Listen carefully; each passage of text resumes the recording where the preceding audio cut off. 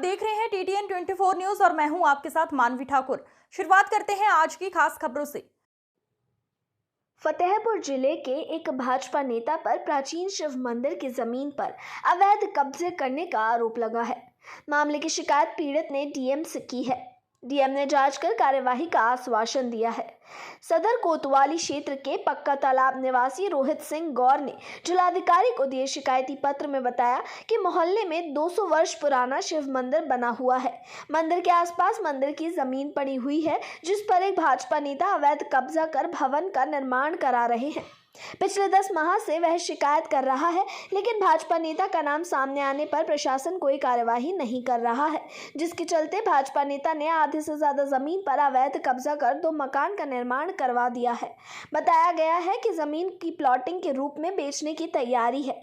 इसके अलावा मंदिर के पुराने रास्ते पर मोतीलाल ने जबरन भवन बना लिया है और नदी जी के चबूतरे को तोड़कर नदी जी की मूर्ति को जमीन पर रख दिया है। पीड़ित ने डीएम से मांग करते हुए कहा है कि मामले की जांच करवाते हुए मंदिर की जमीन को कब्जा मुक्त कराया जाए।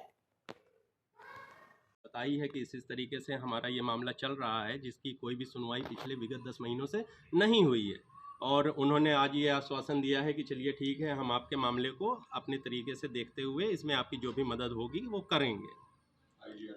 क्या नाम है आपका? मेरा नाम रोहित सिंह गौर है। मैं जनपद फतेहपुर रामगंज पक्का तालाब का रहने वाला हूँ। अगर जनपद में न्याय नहीं मिलता है तो आगे कहाँ जाएंगे आप? अगर जनपद में क्या है पूरा प्रकरण और कहाँ कहाँ तक अभी तक आप गए हैं? नमस्कार सर, मेरा नाम रोहित सिंह गौर है। यह मामला फतेहपुर जनपद के रामगंज पक्का तालाब का मामला है। यहाँ पर 587 और 588 घटा संख्या में एक मंदिर है, जो कि बहुत ज़्यादा प्राचीन है। 200-250 साल से भी ज़्यादा पुराना मंदिर है।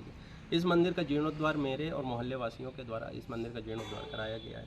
विगत 10 महीने पहले यहाँ पर राजकुमार मौर्य आधम के, और उन्होंने मंदिर और अब कुआं चबूतरा इस पूरी संपत्ति को अपनी संपत्ति बताते हुए यहाँ पर बगल में एक अवैध तरीके से उन्होंने अपना निर्माण कार्य कराना शुरू कर दिया। जब उन्होंने निर्माण कार्य शुरू कराया तब मैंने प्रशासन के पास जाकर इसकी गुहार लगाई कि इस तरीके से यहाँ पर कब्जा नहीं होना चाहिए, क्योंकि मंदिर के बिल्कुल ठीक सामने किसी की भी संपत्ति ऐसी नहीं हो सकती, और कोई बहुत बड़ी जगह भी नहीं थी। ये 10x10 या 10x12 की जगह है ये। अब उन्होंने ये चीज़ दावा करी कि ये चूँकि मैंने इस जगह को ख़रीद रखा है, इसलिए ये जो मंदिर है और ये कुआं चबूतरा नंदी जी का चबूतरा जो उन्होंने तोड़वा दिया है, ये पूरी की पूरी संपत्ति उन्हीं की संपत्ति है। मैंने इस पर ये कहा कि ये किसी की निजी संपत्ति नहीं हो सकती, मंदिर सभी का हो सकता है, सार्वजनिक हो सकता है। और यह उस टाइम पे बिल्कुल भी नहीं आई जब हम इस मंदिर का जीर्णोद्धार करवा रहे थे। इस मंदिर का जीर्णोद्धार 2019 में पूरा हो चुका था, जिसमें हमने एक बहुत भव्य कार्यक्रम भी किया हुआ था। अपने समाज के जितने भी बड़े नेतागण हैं वो सभी इस में शामिल हुए थे। इसके बाद उन्होंने जब लगातार मेरी बातों को न मानते हुए अपना निर्माण कार्य जारी रखा, तो मैंने डीएम, जो अपनी पुरानी डीएम श्री इंदुमती जी थी, उनके पास मैंने एप्लीकेशन दी। एप्लीकेशन के द्वारा उनका रिएक्शन ये हुआ कि यहाँ पर आके मौके पे जगह की जांच कराई गई, जब पैमाइश कराने के लिए उन्होंने बोला, लेकिन लेखपाल जी के द्वारा किसी भी तरीके की कोई पैमाइश नहीं कराई गई यहाँ पर, और उन्होंने इसका निर्माण होने दिया। आज बात यहाँ तक आ गई कि उन्होंने पूरा का पूरा अपना मकान यहाँ का बना लिया है। दूसरा, जो हमारे पीछे दिखाई दे रहा है मंदिर का जो मुख्य रास्ता था पश्चिम की तरफ था, उस पश्चिम के रास्ते में भी उन्होंने एक मोतीलाल नामक व्यक्ति का भवन का निर्माण करवा के उसका भी घर बनवा दिया है। अब ये एक सकरा सा गलियारा जो मंदिर के पास तक मंदिर से जुड़ा हुआ है, इसमें बरसात के दिनों में पानी भर जाता है, तरह तरह की गंदगी होती रहती है, जिसका न तो सरकार कोई ध्यान दे रही है, न किसी भी तरीके के शासन या प्रशासन इसका ध्यान दे रहा है। अब एक इतना प्राचीन मंदिर, 200-250 साल पुराने मंदिर की इस तरीके से अवहेलना होना।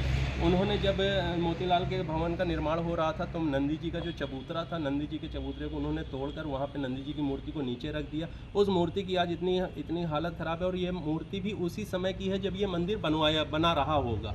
मूर्ति को देखने से ही पता चलता है कि मूर्ति जो है 200 से 250 साल पुरानी है। लेकिन राजकुमार, क्योंकि कथित तौर पे अपने आप को एक भाजपा के नेता बताते हैं और एक दबंग शख्सियत हैं, उनके पीछे पुराने भी कुछ केस न्यायालय में चल रहे हैं, जिसमें लूट मार हत्या के मुकदमे उनके ऊपर लगाए जा चुके हैं, जिसमें वो एक बार के सज़ा याफ्ता भी हैं। इस तरीके से वो यहाँ पर बराबर आकर मेरे ऊपर दबाव बनाते हुए और मोहल्ले वासियों को डराते धमकाते हुए ये कहते हैं कि ये जो जगह है ये मैं कब्जा कर लूँगा, इस जगह पे मेरा ही अधिकार है। आज जिलाधिकारी के यहाँ आप एप्लीकेशन लेके गए थे, राजस्व टीम भी आई है, क्या आज निर्णय निकाला गया? जी, आज का निर्णय ये है कि जिलाधिकारी महोदय ने मुझे 6 बजे मिलने का समय दिया हुआ है कि अपने सारे दस्तावेज लेकर आप 6 बजे मेरे पास आइए। अभी मौके पे हाँ, एक टीम आई हुई थी जिसमें कानूनगो साहब और लेखपाल जी आए हुए थे। उन्होंने मौके का मुआयना किया है, फ़ोटोग्राफ्स वगैरह लिए हैं। मैंने उनको अपनी सारी बात बताई है कि इस तरीके से हमारा ये मामला चल रहा है, जिसकी कोई भी सुनवाई पिछले विगत 10 महीनों से नहीं हुई है। और उन्होंने आज ये आश्वासन दिया है कि चलिए ठीक है, हम आपके मामले को अपने तरीके से देखते हुए इसमें आपकी जो भी मदद होगी वो करेंगे। क्या नाम है आपका? मेरा नाम रोहित सिंह और है। मैं जनपद फतेहपुर रामगंज पक्का तालाब का रहने वाला हूँ। अगर जनपद में न्याय नहीं मिलता है तो आगे कहाँ जाएंगे आप? अगर जनपद में न्याय नहीं मिलता तो मैं अपने मुख्यमंत्री श्री योगी आदित्यनाथ जी के पास जाकर उनके दरबार में गुहार लगाऊंगा कि मंदिर को इस तरीके से उनके शासन में, चूँकि भाजपा की सरकार इस टाइम पे मंदिर बचाओ मंदिर संरक्षण का एक नारा लगा रही है और उन्हीं के ही संरक्षण के तहत उनके ही पार्टी के नेतागण इस तरीके का कृत्य कर रहे हैं और उनको ये चीज़ ऊपर तक पहुंचाने में मुझे पता नहीं क्यों कि यहाँ से रिपोर्ट उनके पास तक जा नहीं पा रही है, या किसी तरीके की बीच में रुकावटें या किसी तरीके के पैसे लेकर साठगांठ कर ली जा रही है, जिस वजह से मेरी बात अब तक उन तक पहुँच नहीं पाई।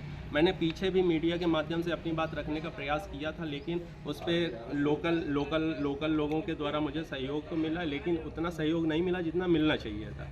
अच्छा, इसके विपक्षी लोगों में क्या है कि जैसे भारतीय जनता पार्टी के नेतागण हैं, आरएसएस के कुछ लोग भी शामिल हैं इसमें, है ना। आरएसएस के लोग यहाँ पर बराबर आ जाते हैं, मुझसे कहते हैं कि ये तुम्हारा मामला नहीं है, ये सार्वजनिक मामला है, हम अपने हिसाब से इसे करवा देंगे, लेकिन किसी भी तरीके की कोई मदद मुझे मिल नहीं पा रही है।